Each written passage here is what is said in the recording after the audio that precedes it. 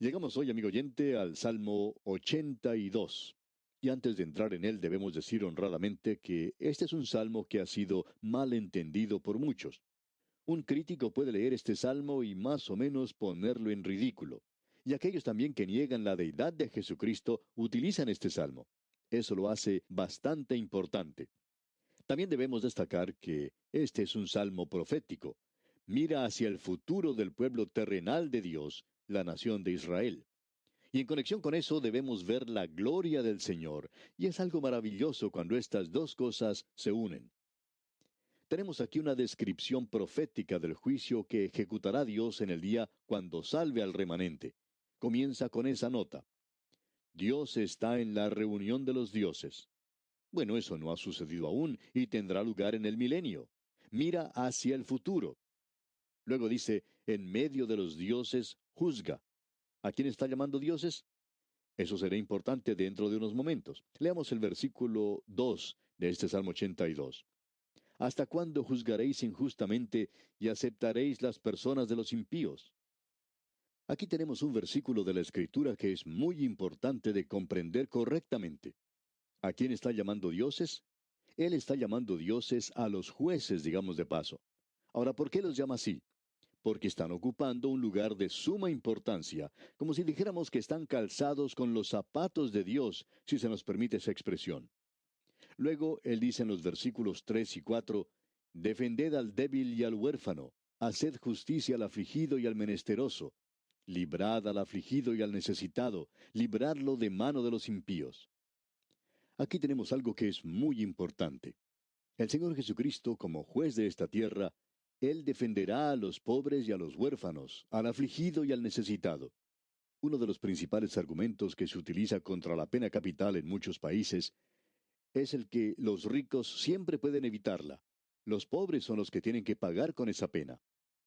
Por tanto, se deberían evitar todas esas leyes según ese argumento, ya que los ricos se libran y los pobres tienen que cumplir con la pena establecida. Y Dios está diciendo aquí a los jueces, yo quiero que ustedes defiendan a los pobres y a los huérfanos.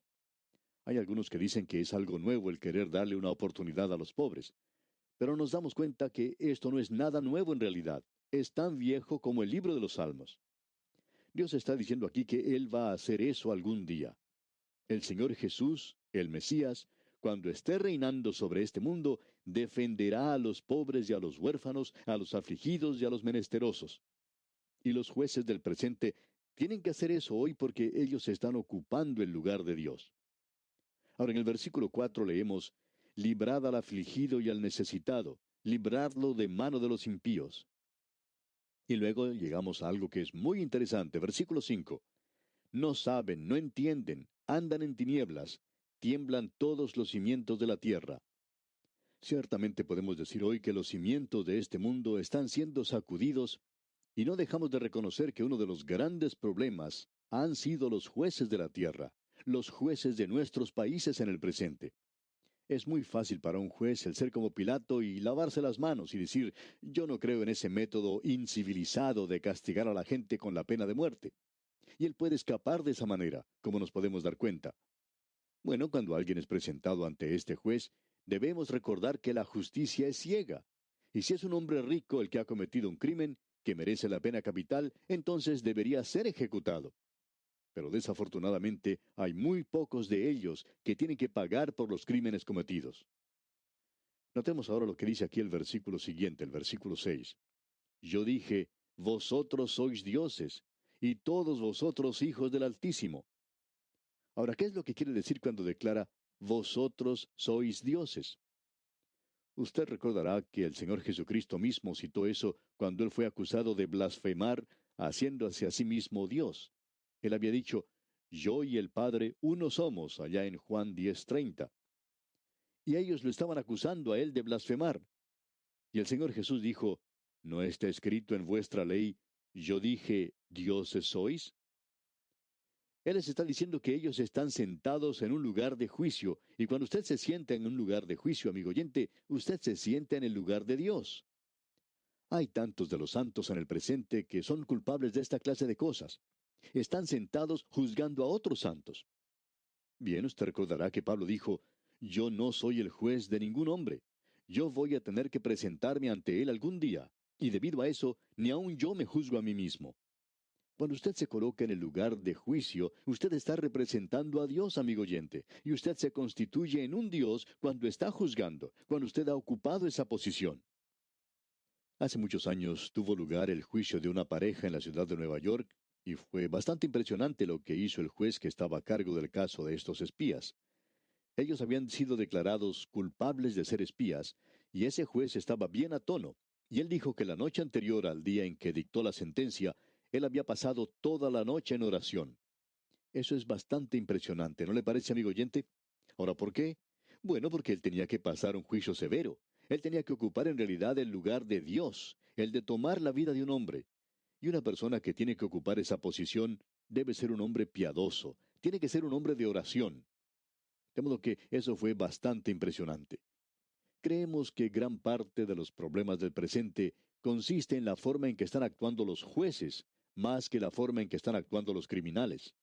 La dificultad está en realidad con el juez y con la desintegración de la ley y del orden.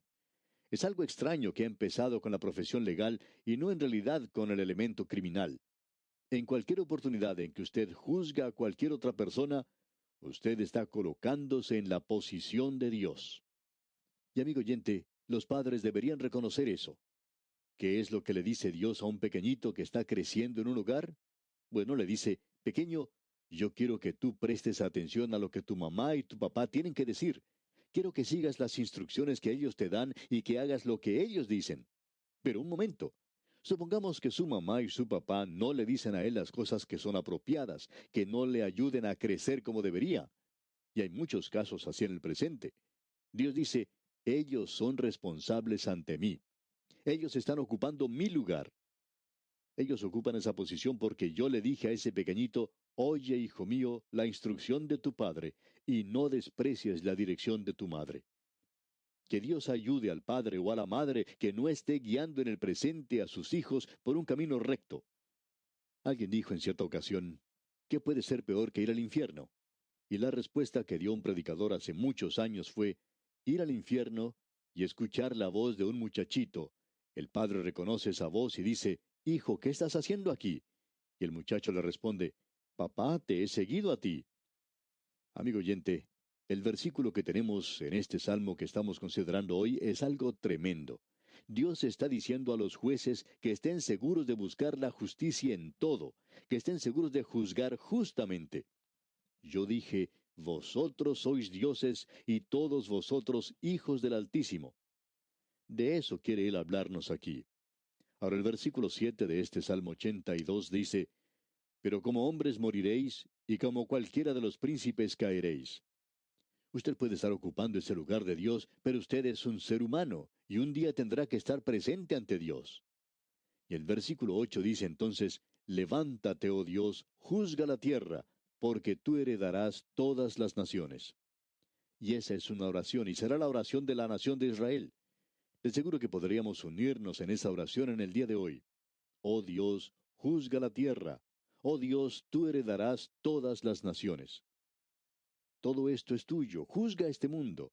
Esa es la oración, creemos nosotros, que cualquiera puede orar en el día de hoy. Y llegamos ahora al Salmo 83. Este salmo fue escrito por Asaf, y es el último que tenemos que fue escrito por su pluma. Con este finaliza esta serie de salmos que él ha escrito. Este es un salmo bastante desconcertante. En realidad, uno no lo puede colocar en la historia de la nación de Israel, y ya que uno no lo puede ubicar correctamente, lo que se intenta hacer es tratar de acertar dónde va. Y hay gente que ha hecho sugerencias disparatadas, pero sigamos. Permítanos leer los primeros dos versículos de este Salmo 83. Oh Dios, no guardes silencio, no calles, oh Dios, ni te estés quieto, porque aquí que rugen tus enemigos, y los que te aborrecen alzan cabeza. Quien quiera que sea el enemigo aquí, odia a Dios. Eso es evidente, y eso es cierto de cualquier enemigo, pero aquí están señalados. Leamos el versículo 3. Contra tu pueblo han consultado astuta y secretamente, y han entrado en consejo contra tus protegidos. En otras palabras, estas son personas quienes han tramado la destrucción de la nación de Israel. Ha habido personas que han intentado ubicarlo en esta o en aquella época, pero lo importante de notar aquí es que Dios expresa aquí el odio de ellos contra Dios. Y creemos que eso es cierto de cualquier enemigo. Estos enemigos son identificados en los siguientes versículos. Y entramos en esta sección que es difícil de ubicar en la historia. Leamos los versículos 5 hasta el 8 de este Salmo 83. Porque se confabulan de corazón a una, contra ti han hecho alianza. Las tiendas de los edomitas y de los ismaelitas, Moab y los agarenos, Gebal, Amón y Amalec, los filisteos y los habitantes de Tiro. También el asirio se ha juntado con ellos, sirven de brazo a los hijos de Lot. Y los hijos de Lot, por supuesto, serían los moabitas y los edomitas. Bueno, tenemos aquí a los enemigos en la historia donde uno los puede ubicar. Y esto para nosotros hace de esta sección algo bastante destacado. Tiene un significado real porque parece indicar que está mirando hacia el futuro, y aparentemente estas naciones que estuvieron en existencia en un tiempo volverán a aparecer una vez más. Israel en el presente está rodeada de naciones árabes. En realidad, no todas ellas son árabes, sino que aparentemente están unidas no tanto como árabes, sino como musulmanes, quienes son enemigos de la nación de Israel. Aparentemente, en los últimos días estas naciones volverán a existir. No existen en el presente y no hay nada que corresponda. Por tanto, personalmente creemos que este es un pasaje de la Escritura bastante interesante y nos gustaría tener más tiempo para tratar sobre él. Ahora, partiendo desde el versículo 9 hasta el final del Salmo, tenemos una mirada retrospectiva al pasado en este sentido. Él está diciéndoles a ellos, juzgad como lo habéis hecho en el pasado. Leamos el versículo 9. Hazles como a Madián, como a Sísara, como a Jabín en el arroyo de Sisón.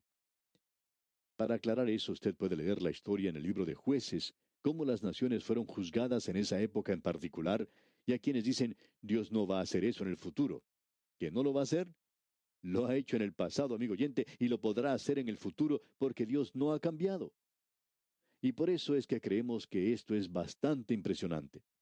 Asaf dice, de la misma manera que habéis juzgado en el pasado, hazlo en el futuro.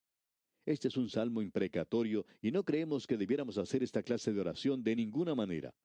A nosotros se nos ha dicho, orad por vuestros enemigos. Ahora, ¿qué deberíamos orar? ¿Que ellos continúen siendo nuestros enemigos? No, amigo oyente. Deberíamos orar para que ellos se conviertan, para que ellos se vuelvan a Dios.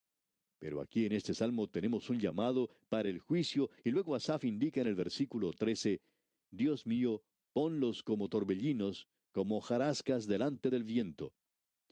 Usted recuerda esa rueda grande y pesada que se usaba para moler en el pasado y que era arrastrada por los bueyes. En ese lugar se colocaba el grano que se iba a moler, y esta piedra tan pesada en realidad lo dejaba hecho hojarasca. Y aquí Asaf está diciendo que trate con estas personas de esa manera. Luego en el versículo 14 leemos, como fuego que quema el monte, como llama que abraza el bosque. Es como un incendio forestal. Aquí se hace un llamado de juicio, como usted puede apreciar. Luego finaliza diciendo en el versículo 18, y conozcan que tu nombre es Jehová, tú solo Altísimo sobre toda la tierra. Y ese nombre Jehová es el Señor, para que el mundo conozca. Estamos convencidos que la única forma en que este mundo va a conocer que Dios es al estar ante Él en juicio. La bondad de Dios debería llevar a los hombres al arrepentimiento. Así debería ser si los hombres fueran sensibles a la presencia y persona de Dios. Entonces, esto los llevaría a ellos a su presencia. Pero lamentablemente, ellos se están alejando cada vez más y más de Dios. Parecería que ya no tenemos necesidad de Él. Sin embargo, creemos que lo necesitamos desesperadamente. Y llegamos ahora al Salmo 84, y aquí una vez más se destaca el carácter levítico de esta sección. Este es otro salmo de los hijos de Coré. Debemos decir aquí que los hijos de Coré servían en el templo o en el tabernáculo. Tenemos una referencia en cuanto a eso aquí. Estamos seguros que lo hemos pasado por alto antes y no le dimos mucha atención. Lo tenemos aquí en el programa a través de la Biblia y simplemente hicimos referencia a este capítulo. Estamos hablando del primer libro de Crónicas, capítulo 26.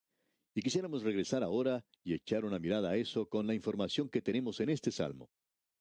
En el primer versículo del capítulo 26 del primer libro de Crónicas leemos, también fueron distribuidos los porteros, de los coreitas, Meselemías, hijo de Coré, de los hijos de Asaf.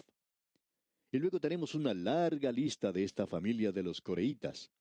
Usted recuerda que Coré había encabezado una rebelión y esa rebelión los llevó a actuar contra Moisés, y él fue juzgado.